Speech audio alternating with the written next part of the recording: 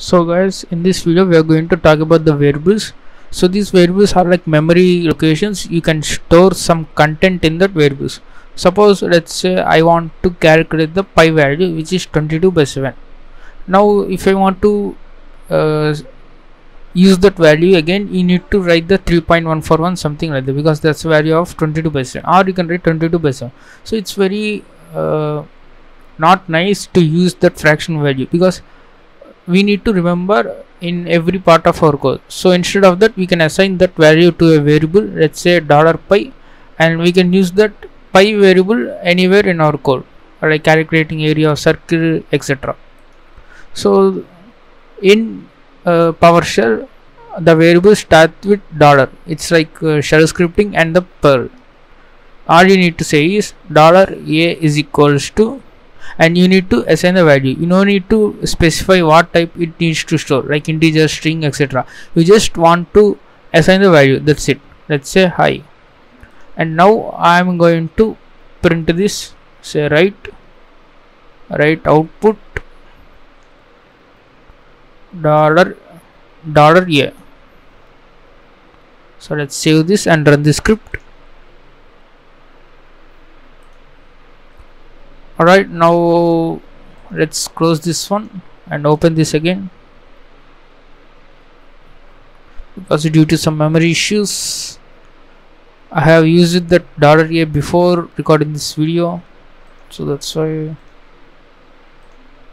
So now let's go ahead and run this. As you can see, first hello. Okay, let's remove the hello world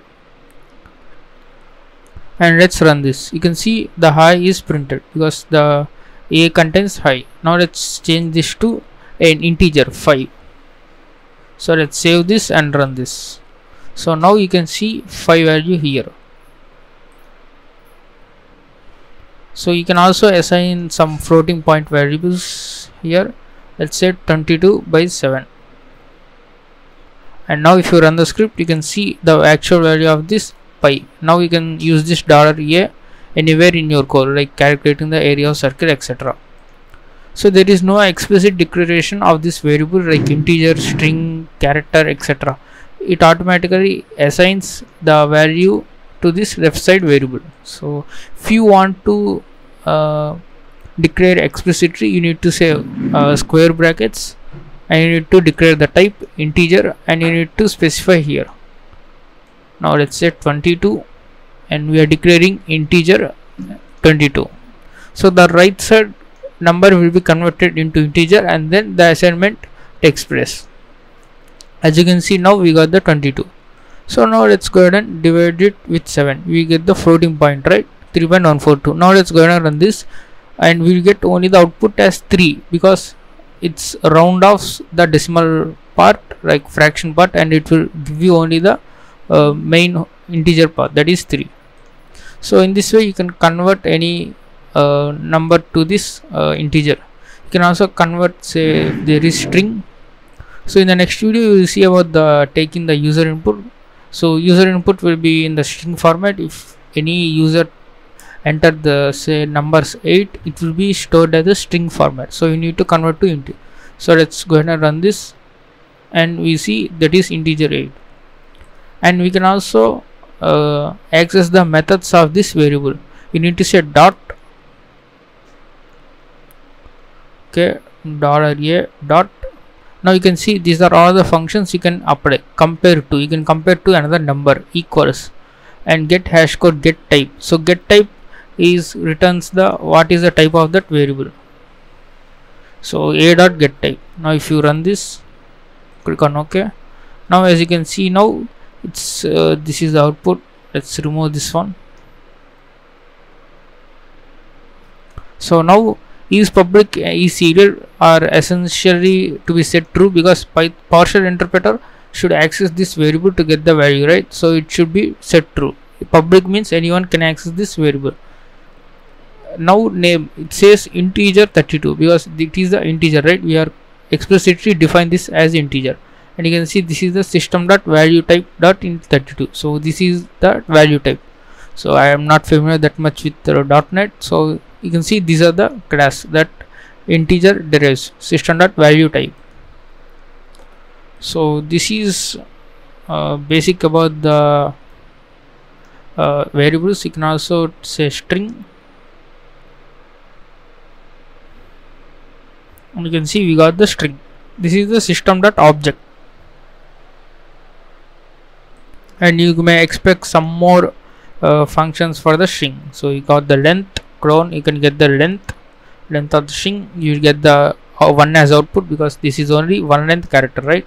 So like this way you can access the string methods also. So remaining are all normal methods you can explore. So another thing I want to show you is get variable.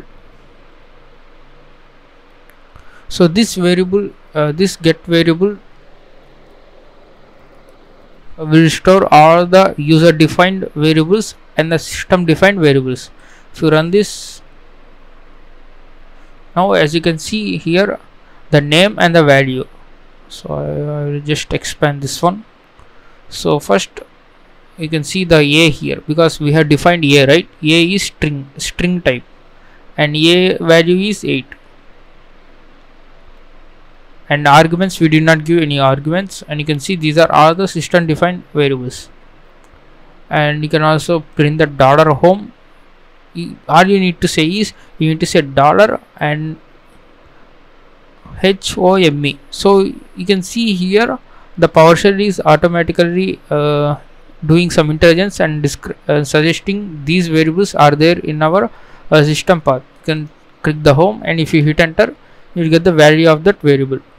So let's go upwards and see what are other variables are interesting.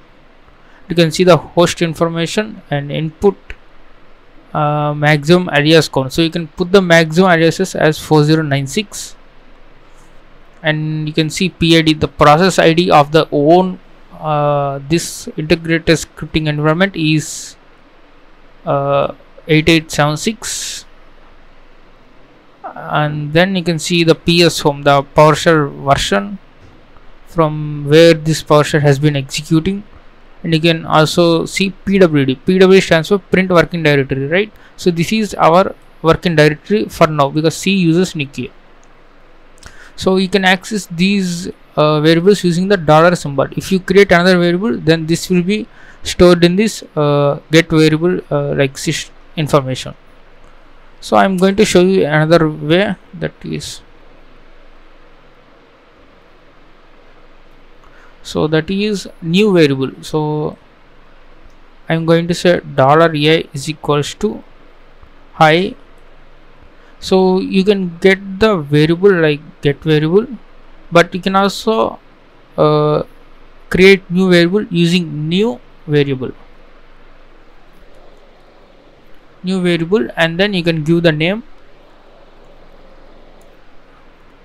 let's say B, and you need to set the value to hello world. So now if I say get variable, if you go up, you can see the value of B here, hello world. I can access this as $B. You can also say get variable. You can also get the variable of particular variable. Let's say I want to get only the value of B. I want to say name B. So get variable with this name B. So you can see the name and the value of the variable B here, which is hello world.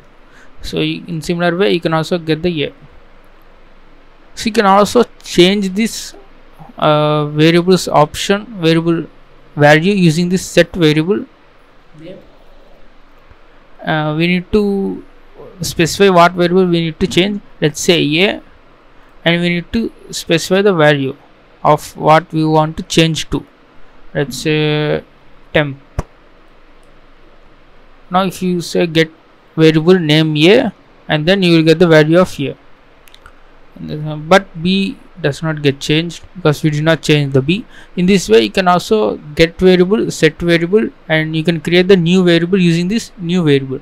So these are the main commandlets that are invoked when we are creating this like in this syntax. So this is the best way for anyone to just assign a value to the variable. This is the best way.